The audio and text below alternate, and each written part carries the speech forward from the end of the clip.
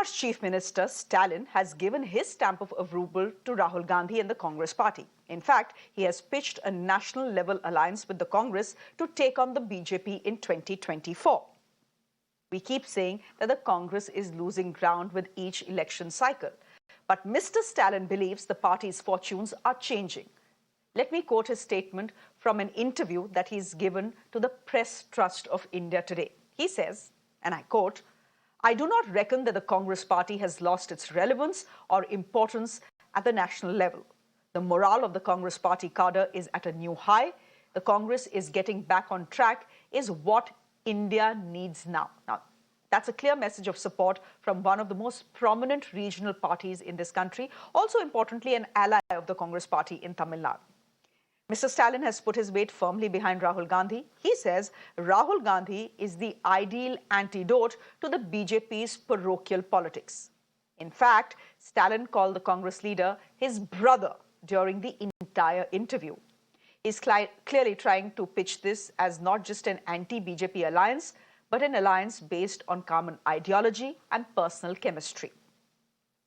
That chemistry, of course, was on full display in September this year when Mr. Stalin handed over an Indian flag to Rahul Gandhi. That moment marked the beginning of the Bharat Jodo Yatra from Kanyakumari. In fact, Mr. Stalin wants other regional parties to try out similar alliances in their state as well. Basically, create a national grouping to take the BJP on in 2024 and beyond. But the question is, can the Congress pull its weight?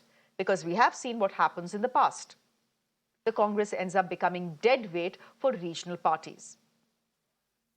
Stalin may be in a position to drag the Congress along, but can other regional parties really afford to do so?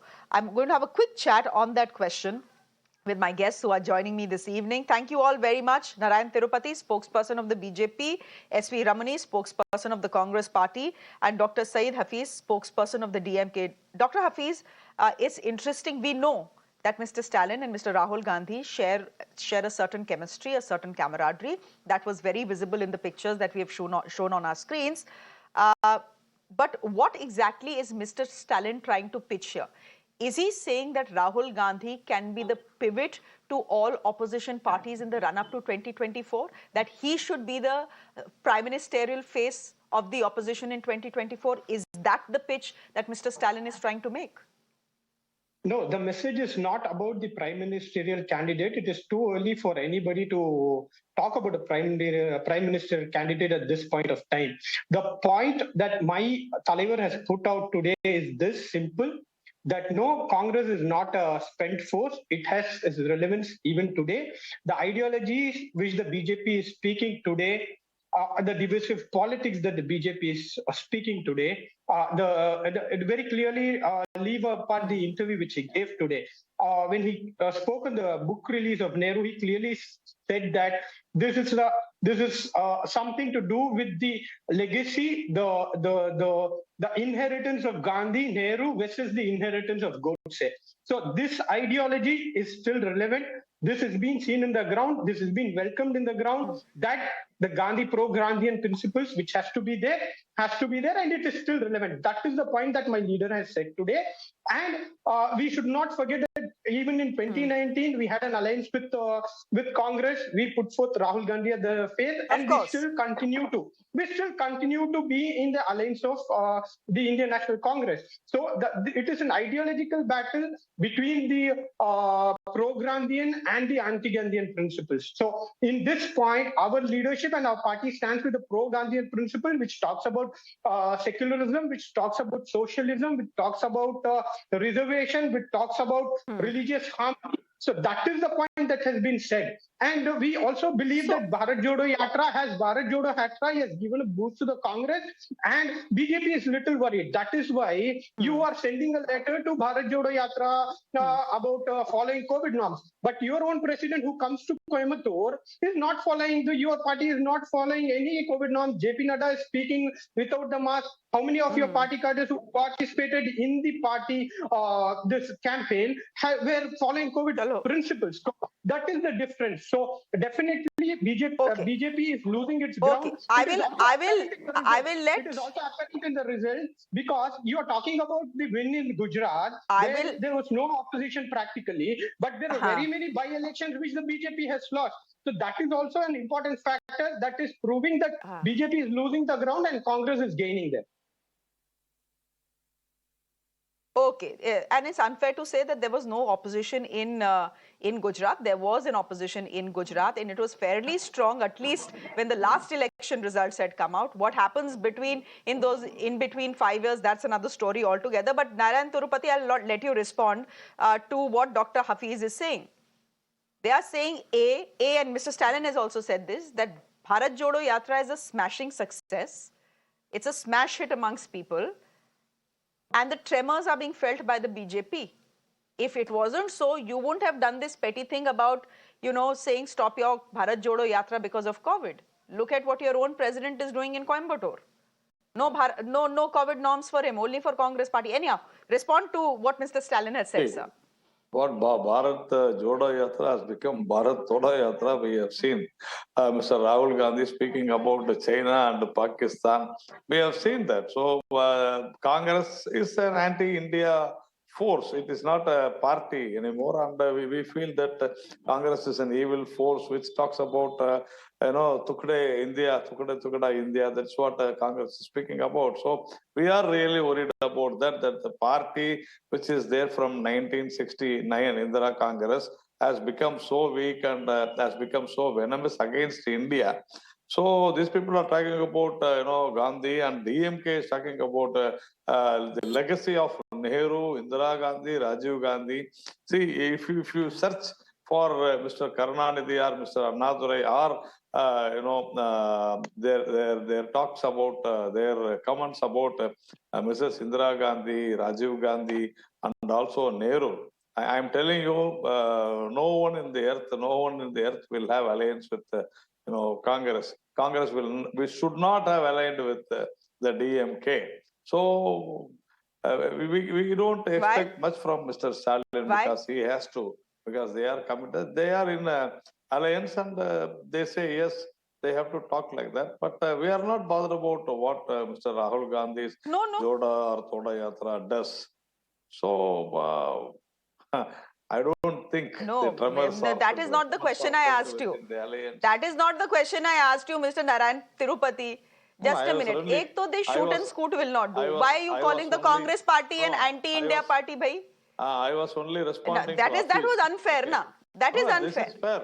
See, when he talks about China and Pakistan, we can say things we want to, but I don't think we can question the patriotism of any citizen or any party in this country, Mr. Narayan Thirupathy. You will agree with me here. No, I will not agree. That's what I'm saying. I will not agree. Why? What have they done? Listen to me. Listen to me for what I say. See, first of all, when the army, when the army and also the defense minister says that we have driven out the Chinese people, who wanted to occupy our land. And Mr. Rahul Gandhi says that he comments about our own army Jawans. So definitely they are anti-India. You all seen, you are also, I saw some programs, some debates about that. Asking questions. Mirror now also. So they are anti-India, but there is nothing wrong. And they support the divisive forces. The questioning the government is not anti-India, Mr. Thirupathy. It is anti-India. Mr. Thirupathy, if the government of India... You talk something about how China. is it, Mr. Thirupathy? I don't want to argue with you. About China, but here's the thing: questioning your government is not anti-India, sir. This anti-India narrative is not fair. Whatever criticism you want to make, you make. But this anti-India criticism is not fair. They are not questioning the government. They are talking something very big about China and Pakistan. They are not questioning the government. No, but the government says that that there has been no Chinese incursion. Okay, I'll let Mr. Ramani come in, but Mr. Narayan Thirupathy, the government says there has been no Chinese incursion. Should we not question that? Should we not question why there have been 17 co-commander level talks? Then you believe Chinese and you don't believe Why should you question? Okay, let Mr. Ramani come in. Let Mr. Ramani come in. On this, No, let Shreya, Mr. Narayan Thirupathy come in. Come on, Mr. Narayan Thirupathy, come on, sir, come on. What come Don't on? insult our You have to- intelligence, as I say, come but on, Mr. what? I Ramani, don't please come in. understand. I will not say anything. Acha. Okay, don't worry about it. Let Mr. Ramani come in. No, why should I worry? It is the Congress to worry. Shreya, good evening. First of all, today is the Congress Foundation Day, so I wish all the people of this country, we extend our greetings and respects. And secondly, Congress also wishes that Prime Minister Modi's mother, who is admitted in the hospital, makes a speedy recovery and regains her health at the earliest. Now, as far as Mr. Narayanan is concerned, you have now realized, but not only here, but in many previous cases, that a BJP spokesperson never answers a question, a direct question. They never give a direct answer. So forget about that. Now, coming to the fact that the Yatra is a big success, is also by now the fact is that the BJP is completely rattled by the success of the Yatra. And that is the reason over a period of this 100 days, they have come out with many trolls and many statements accusing Rahul Gandhi of this and that, etc. But unfortunately, they have not been able to stop the success which the Yatra has attained, it has reached, and also in the next coming days, what the Yatra is going to achieve. The people of this country are very clear. See, starting with China. Now he says that, there is no security, there is no problem there, and only Congress is trying to create a problem. Now, if that is a problem, why don't you answer the questions in the parliament? Why don't you answer specific issues which have been raised by our parliamentary members, not only from Congress, from all the opposition parties through the various motions? Just making a small statement and then walking away without even answering the questions is not enough. There are proof. The satellite proofs have come out that, the China has already built a village in China. They have built roads. They have built bridges. And, their vantage points are such that, they are directly looking into India. The Siliguri corridor is now in very walking distance from their forces. Now, they are not answering these questions at all. Who are they afraid of? Why don't they? The Prime Minister doesn't even have the guts. The Prime Minister doesn't even have the guts to utter the name of China anywhere. When it comes to Pakistan, their Shati is 56%. But when it comes to China, how come it becomes only 36%? Why are they worried about talking about China? Come out with the facts. We are not asking you to disclose any strategic... So here's my question. Here's my question out, Mr. Ramani. We are not asking them to disclose about our strategic areas or strategy which we are going to employ. But what I am trying to say is the actual position the people of this country, the parliament of this country has a right to know. And that is what we ask. So, Mr. Narayanan, you asked a question about DMK. Mr. Ramani, this debate wasn't about China. Exactly. But this debate wasn't about China. It was about the Bharat Jodo Yatra and what Mr. Stalin has said. See, that is what essentially high praising, heaping high praise on Rahul Gandhi. Yet I'm asking you, Mr. Ramani, mera question sun lijiye. 1 minute, na, listen to my question, because otherwise everything will get derailed. The fact is that the DMK representative on this panel, even he doesn't want to commit to Rahul Gandhi as the opposition face in 2024. Look at what is happening in Uttar Pradesh after this break that Bharat Jodo Yatra is on. It will enter Uttar Pradesh, yet the BSP and the SP and the Congress had very good relations in Uttar Pradesh. Even they are not willing to attend the Bharat Jodo Yatra. So while it may be good for Rahul Gandhi's image, has it done anything to resurrect the party? Mr. Stalin is saying it's, the Congress party is resurgent, that it is still relevant. But so the sort of support you need for him to become the face of the opposition, there is no such support despite this yatra that he has undertaken. That is the truth. Let me answer one by one. Number one, first of all, I would like to also to remind Mr. Hafeez, the DMK spokesperson, that it was Mr. Stalin who in 2019 first declared that Rahul Gandhi will be the face of the opposition and he will be the prime ministerial candidate. So that was, he was the first to announce in fact, 2018, he announced that.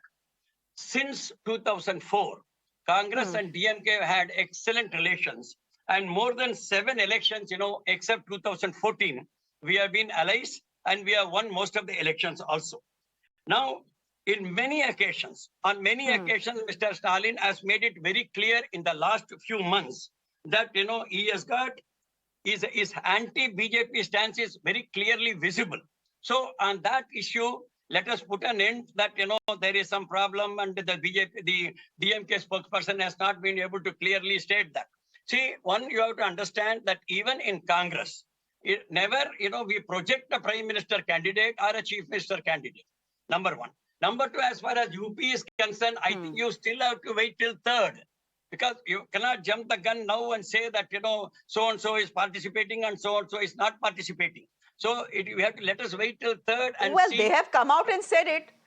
I'm not cooking this up information, sir. Mr. Ramani, I'm not cooking this information up. They have said it. They are on record to say we are not participating.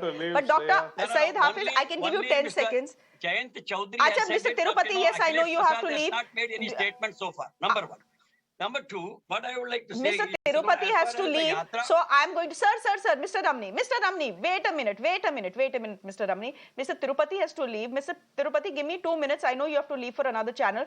Dr. Syed Hafeez, if you can complete your point in 10 seconds, maybe I'll take a reaction from Mr. Thirupathy and leave. Let him go. Yes. Dr. I'd like to register that when Thirupathy was talking, Narayanan Thirupathy was talking, his audio was feeble. I could faintly hear he accused DMK of being a divisive force. I have a rebuttal to that. We are the unifying force of India. We are pro-federal. We are with India. And we are proud about being anti-BJP. Being anti-BJP is not anti-India. Being anti-BJP is not anti-national. We have, in a democracy, we have the right to voice it against the BJP. That doesn't mean we are anti-Indian. We are pro-federal. We are talking for the rights of the states. We are talking for the rights of the linguistic people. We are talking about the rights of the religious minority. That is the case. If you assume being anti-BJP is anti-Indian, this will not work, sir. We are certainly proud to be anti-BJP. We are proud to be anti-Godse. Okay, Narayan Thirupathy, my last question is to you. Mr. Stalin has also said that Rahul Gandhi and the Congress party are the best antidotes. In fact, Rahul is the best antidote to the BJP's parochial politics. Now, you keep calling him Pappu all the time. That tag is not sticking anymore after the Bharat Jodo Yatra. The guy has shown that he's got something in him, that you can't dismiss him as lightly as you want to. That you will again in 2024 after the elections you will say whether he is Pappu or not. But see, DMK is a divisive force, hugging a convict, hugging a murderer, accused or a convict of Rajiv Gandhi's murder case. Will Mr. Ramani accept it? A chief minister hugging the convict. Is it not divisive? It is divisive. And calling for release of all these 7 convicts. Our former prime minister was murdered, was brutally murdered, and these people are, enjoying and they are trying to be a part of it. So that is why we call DMK a divisive force, and that is why we say that Congress is also a divisive force by supporting the DMK, not questioning the, the DMK for doing all these things, and they are responsible for that. So why should I not call the Congress and DMK divisive? Time up. Let me speak, please. I have a rebuttal. 5 seconds. I'm out of time. I need to leave. I need to 5 leave. seconds. I know Narendra Modi, Prime Minister. Yes, Mr. Thirupathy. Thank you very much, Mr. Thirupathy. Thank you. Narendra Modi and Yogi Adityanath hugging Sanjay. What about Tata convict, madam? Tata convict he was accused in 1992 Mumbai blast. He had weapons. He is a Tata terrorist. You have your chief minister, you have your prime minister hugging him. You don't have a locus standi in morals to talk about this. Okay, Dr. Syed Hafeez, we leave it there for the moment. Thank you very much. S V Ramani, thank you very much. And Mr. Thirupathy had to go for another show. Thank you very much. It's interesting. The show was about what Mr. Stalin has said about Rahul Gandhi. It ended up becoming everything about China and why Mr. Rahul Gandhi may not work in 2024. Anyhow, we leave it there for the moment and shift